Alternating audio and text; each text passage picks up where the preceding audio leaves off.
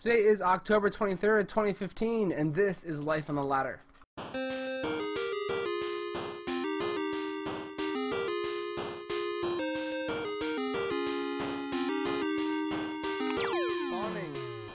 on the right side of the map, as our blue Protoss player, we have Yaeger, possibly a reference to Attack on Titan. He's a bronze player. On the left side of the map, we have our red Zerg. His name is Benofrio, also a bronze player. Interested to see what happens in this PvZ, which way they'll choose to go. Aggressive, defensive, expansive. I'd like to see Benofrio take a nice early hatch, but the safe choice is always to go pull first. We see a gateway opener, I think. Gateway opener? Yaeger gateway. Gateway. There you go. There's your gateway. A gateway opener here from our blue Protoss player. A nice standard opening. In Legacy of the Void, you don't usually see Forge First anymore. If meta evolves to the point where Zerg is taking 2 hatches before pool, we'll probably see a Forge First opener. We do have a spawning pool opener first, though. The exact opposite of 2 hatches before pool is the pooled and gas and then a hatchery. We see the third, the natural hatchery going down for Benofrio as we speak. He's going to just save up that last 70 minerals and drop it. Go! Oh, slightly delayed by this probe. That's an issue. You want to get your hatchery down as quickly as possible. I'm not sure that's... I mean, that might be in place. It looks a little bit off. But maybe not. Definitely maybe not. Definitely maybe. Nice Overlord movement. Both Overlords headed across the map back in the day when you had to worry about photon cannons. I would say that the best thing to do as a bronze or silver player was just to watch your natural with an Overlord. But with cannon rushes being less and less popular in Legacy of the Void, you can definitely send both Overlords, one to each, one to the main base and one to the likely natural. We see this one headed over towards, let's see, right there. Right there you can see that location key. He's going to go check out the natural base, see when Yaeger drops his Nexus. We have the Cyber Core getting Warp Gate. Warp Gate is in production. We have a Stalker on the way and an Evolutionary Chamber, which is a really interesting decision. I'm doing something very similar to this right now, really getting Carapace as fast as possible. And I would tell any Zerg that in Legacy of the Void, getting speed first is usually really good, unless you're going to rush to roaches. But rather than pulling your drones out of your extractor, saving up for either Carapace or a fast layer is also a good move. Another extractor taken up in the natural base for Benofrio. He's going to elect to get some extra gas. I'm holding down a key. Warp Gate being chrono boosted out. More stalkers joining the army, being trained into battle. There's the Nexus for Yaeger. He is electing to start his natural base, get his economy going. We do have a robotics facility producing observers. For any early Protoss, especially bronze, this is impressive. I totally agree with his decision to get some observers out on the map. Scouting is going to be your best friend for the rest of the time that you're playing StarCraft. Let me say that again. You should scout. You should scout every game as much as possible. Some nice Zergling movement out on the map. This is what we like to call map control. Has 4 lings sitting at what usually would be the third base for most players on this map. I have seen quite a few, though, a decent number I would say, break down these rocks and take their third back here. And the reason for that, if you can see on the mini-map down here in the left corner, is that it kind of solidifies this bottom right corner of the map, or top left corner if you want to think about it that way, as your defense, rather than spreading yourself out around the entire right side of the map, leaving yourself open to multiple venues or alleys of attack. 4 Lings watching out for a Nexus. The Observer sitting right on top of them. The Lings now heading into the main base, but there's 2 Stalkers and a Zealot there. They're not going to make it into the base. They're not going to make it through their Zealot. They're going to get shredded. That Zealot barely losing any HP points. +1 on the way for both players. Weapons. An Adept making it into the base, likely using Psionic Transfer. I'm sorry I missed that. And they're all headed into a Nidus Worm. That Adept is still picking up kills. Lots of them at that. Drone after drone going down. One more Ling heads over there, and a drone's there to help out. Nidus Worm, I'm guessing, pops up down here in the natural. There's our Nidus Worm. Nidus Worm exposing itself in the natural base of the Protoss player. Interesting change to the Nidus Worm in Legacy of the Void. You can't kill it before it gets out. So we do see probes and stalkers surrounding it. It pops out. The moment it pops out, it's being focused down. It goes down. There's a few Lings that make it out in time. So very, very little damage is done. A little bit of a miss micro. Benofrio pulling the Overlord off the cliff and into the base, giving the stalkers a chance to kill it. We still have the front exposed. There's no units here on hold position. A big thing in PvZ, my friends, is control groups. If you're a Protoss player, you need to know how to use control groups, because you need to not be moving your entire army around with the select all army button. The moment you do that, you're going to be opening up holes, pulling Zealots off hold position, moving observers out of position. We can see, where are the observers on the map right now? I know we have a ton of observers on the map. You can see how they're all spread out. One means he's doing a good job not moving them as a whole, not keeping them all together. The Nidus Worm plopping Lings out outside the main base. No units here on hold, nothing blocking them from coming in.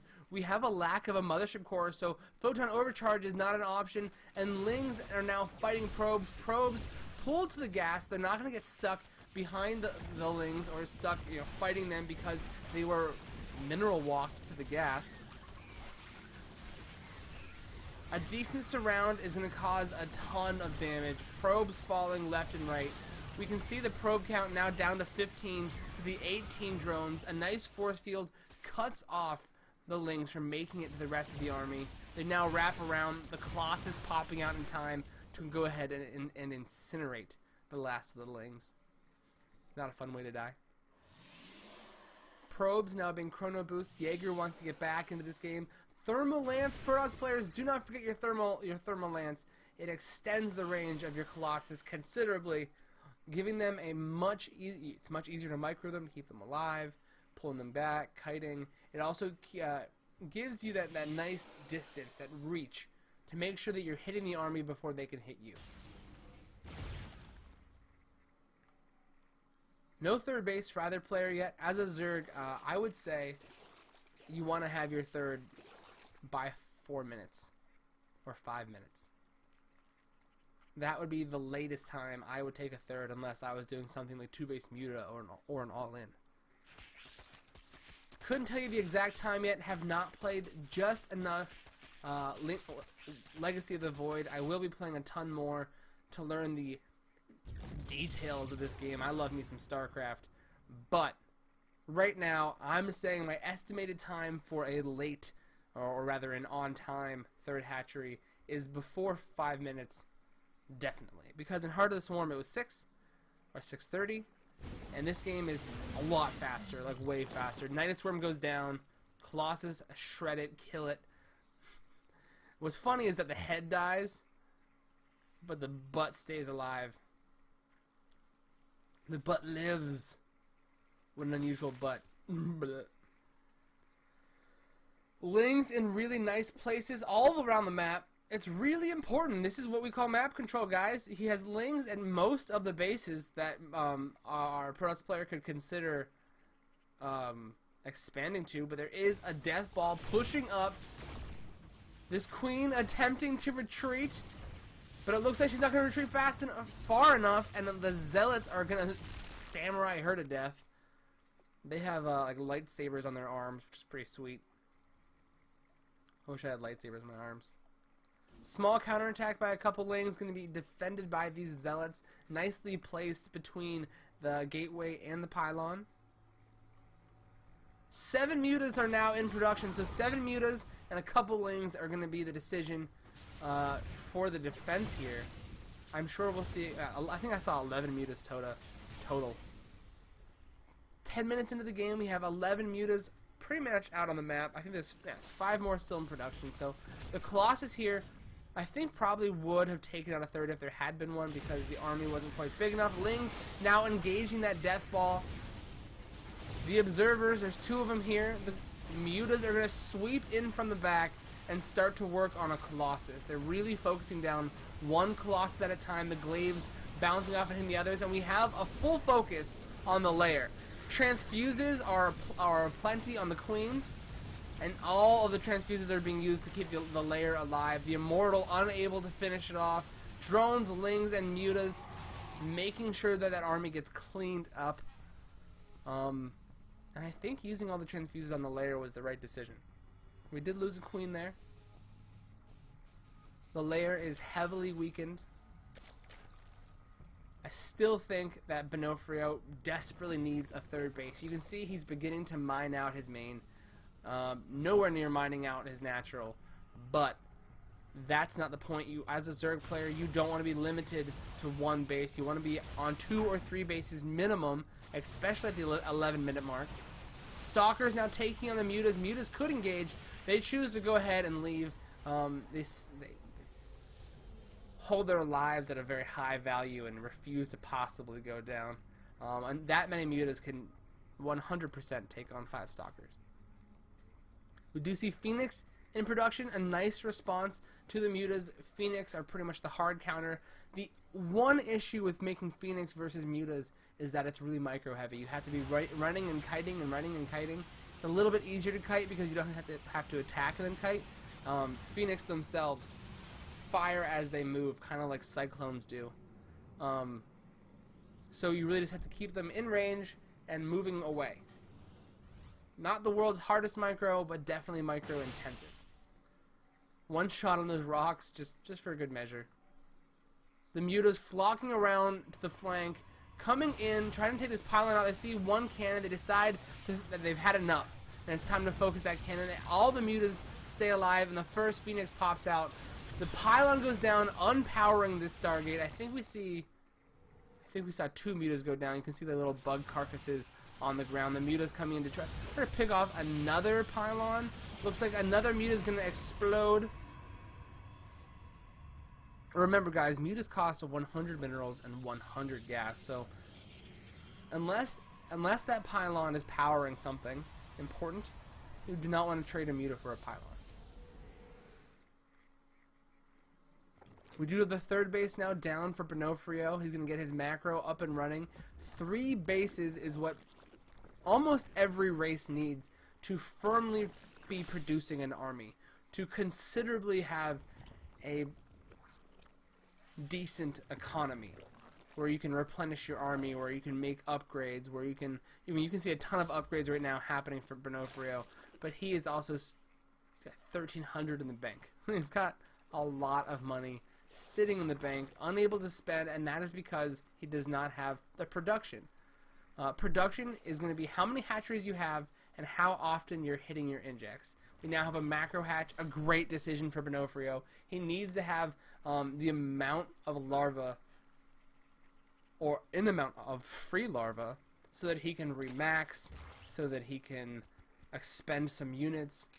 Zerg is notorious for having, the expendable army. You want to almost trade your army for their army, because you can usually, if your macro is good enough, remax whenever you need to. We've reached about the 14-minute mark, and I gotta say, Legacy of the Void games usually end around here. Most Legacy of the Void matches I've played, and most of the ones that I've cast, rarely go beyond 15 minutes. Some Phoenix picking off mutas over in the southwest of the map. Trying to engage above a spore. Nicely done with the mutas. You want to position those above spores, above queens. The Phoenix are, this is what I'm trying to say. This is a hard counter. Phoenix are hard counter for mutas, but they require a ton of micro. Most of the Phoenix we just saw taking on the mutas went down. There's only 2 left. It's a big investment to not take out the mutas. You know, to say like, I'm going to do this. And here's something else you're definitely going to want to avoid. 2 photon cannons and a pylon from Yaeger here are going to block off this entire section of mining. You see that probe, how it has to go from here all the way around? Remember that the fastest path is a straight line. Right now he has to make an L shape, like a knight in chess, just to deliver minerals. Rather than more like a, oh man, a bishop. It's a really weird analogy, but it works. Mothership core popping out at 15 minutes. Guys, get your mothership earlier. She's powerful. Her abilities, her mechanics change how Protoss works as a whole. You need your mothership core. Phoenix are on the map, but there's a ton of Hydras that we did not see. I didn't see the switch over to. So tons of slow Hydras, no lurkers, moving up. Colossus do excellent against Hydralisks. Nice stutter step here, takes down 2 Phoenix, but Hydras are not what you want to engage this army with. Mass Stalkers and 2 Colossus now having a good day, picking off Hydras. A couple Zealots are going to go down, but the rest of these Hydras are eaten up by the sharks with the laser beams connected to their heads. Also known as Colossus. Colossus, oh god, you don't want to do Hydras versus Colossus unless you have Vipers or like roaches to buffer. Solar casting is hard, my friends. Solar casting is its own skill. I love casting with a partner because it allows me to have a conversation, which is much cleaner than me sitting here trying to have a conversation with myself. But I'm gonna do it because I love you. I love you, okay? Here come the Stalkers. Here come the Colossus. Lurkers now involved in this game. 3 Lurkers. There is, though, an observer on the map, so they're not safe. They ain't safe. Benofrio forcing back the Protoss army with some, I gotta learn what the name of their attack is. The spines shooting through the ground. Muta's now flocking around, trying to get a decent angle on this Protoss army. He may choose to go for the back rocks. Not a bad decision. We do have 2 hatcheries back there in the infestation pit, as well as the rest of the tech, basically. Here comes the Protoss army. The Zerg army is getting into position. Very shortly we'll be in position. Overlord speed is done. The first Overlord goes down. Second Overlord following suit. Lurkers are burrowed. They're making their way through these back rocks. The Protoss army choosing to leave? Not totally sure why. Definitely an interesting decision. Yaeger is defending back at home. Mothership core almost full energy. She gets pulled away. Blink is decent. Decent blink here, chasing after the mutas. The Lings are going to try to engage for a second. And this is where it starts to get dicey for our Zerg player. There's no 4th base. He does have a nicely saturated 3rd base. But you, as a Zerg player, you never want to be on equal grounds with your opponent. You want to be a base ahead. That is a rule of thumb, my friends. Roaches and Hydras engaging the Protoss Death Ball. Mutas attempting to also be useful. But there's tons of Stalkers. Plenty of Stalkers to clean up the Mutas. The Mutas wasting themselves on top of those Stalkers.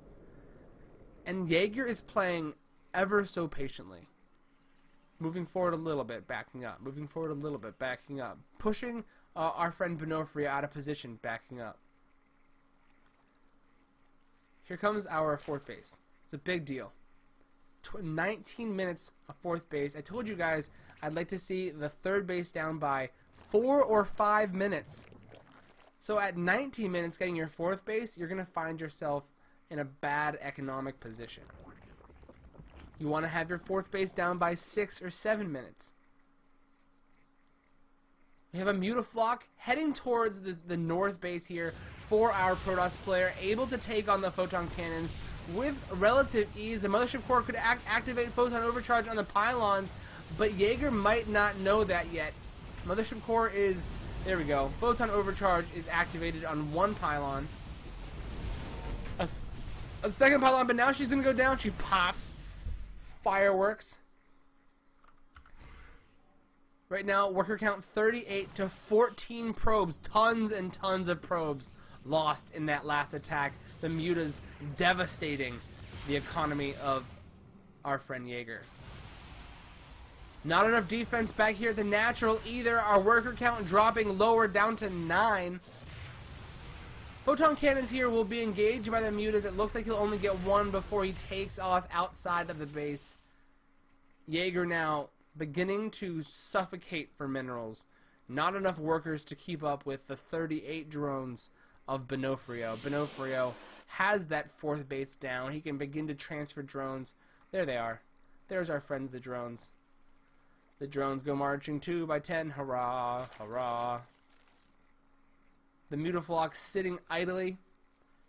Just a nitpick. I'm nitpicking right now, guys. Nitpicking. It is important, not in bronze so much, but in higher leagues to constantly have your Mutas moving. They should be keeping control of the map. They should be harassing bases. They should be back here, forcing Yaeger to stay at his base. They should be checking in back here again, knocking down a photon cannon, taking out pylons, removing assimilators. If they have the time to take down a Stargate or a Nexus, go ahead and do that. But pop in, pop out. Keep your Mutas active. They aren't helping you. As a Zerg player, you basically only want to have units if you're using them. And by units, I mean attacking units. You always want to have Queens and Drones. Queens and Drones are good. 8 Corruptors are now on the field. Those 3 Lurkers are still very useful. They haven't died. They haven't suffered any defeats just yet. Hydra, Lurker, Muta, Corruptor, Ling Roach. A little bit of everything here from Benofrio. Plenty of Mutas to continue to be useful. Gotta love his Ling usage. You could do the same thing with 1 Ling. If I'm nitpicking, that's the one thing I would nitpick at with the Lings. You can do the same thing he's doing with 2 Lings that you could be doing with 1 Ling. Here comes the Protoss Death Ball. The Lurkers are not burrowed. Corruptors coming in to try to take out the Colossus. Our Protoss player is pushed back. The first Colossus goes down. The second one has no shields. Mutas are swooping in from the top. It looks like a few went down against some photon cannons. Roaches and Hydras go down to the Stalkers. A blink forward against the Corruptors is useful.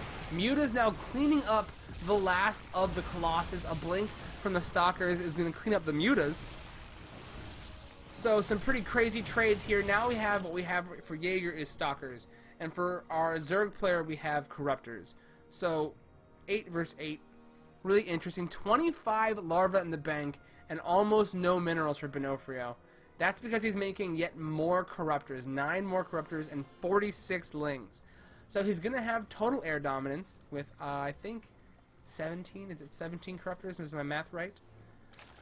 And 3 Broodlords now in production. And a nice position. This is really important when you make Broodlords. Make sure you make them across the map and not like back home, because they take forever to get across the map. Stalkers here engaging at the 3rd base, taking a Queen down, taking down drones, having a great day doing so. The Lings are going to get a nice full surround here. A blink from a chunk of the Stalkers is going to get them back in range of yet more Stalkers. I think he might blink up this hill. Yeah, a nice move here from Yaeger. His blink, micro, and strategy is definitely decent. I'd even say solid. Blinks one at a time down the ramp. Really solid idea. And Benofrio takes the win. Let's go to my camera. Just a quick recap of that game. We saw our Zerg take his 3rd base. I think it was like 14 minutes. A little bit late. Still able to pull off the win. He had the Mutas take out tons of probes. So always remember to hit the economy with your Mutas. Mothership Core definitely put to use for a second. But if he had had it earlier, like many more things would have been easier to defend. He could have used Time Warp during some of the battles. He could have even used the recall ability to defend bases, especially when the Mutas were flying around killing everything. Besides that, we didn't see great upgrades. Upgrades are something that if I was these players, I would focus on. But my number one thing for both players would be to expand faster. I've seen Protoss players take their third base at 4 minutes. That's really early and aggressive. It's an aggressive third base. It's kind of like saying bring it. Your mothership core is going to have to be made. You're going to have to use photon overcharge to defend. Use force fields or depths to keep yourself alive until your third base is saturated or even put to use. But as a Zerg player, regardless of what the Protoss player is doing, unless you're doing a 2-base all-in, you're going to want to have your third by 4 or 5 minutes. Definitely. Make sure you're doing drone phases. Make drones, and then when you're going to attack, stop droning completely. Make units. Now, once you've made your units, go back to droning. The optimal number for drones, I believe, is 70. 70 makes sense. I think it's 60 or 70. But if you're not fully saturating 3 bases, your economy is not strong enough. Besides that, keep your mutas moving. If you're going to make Phoenix, know that they're going to be very micro-intensive. Now, if you are able to micro those Phoenix, you're going to be successful.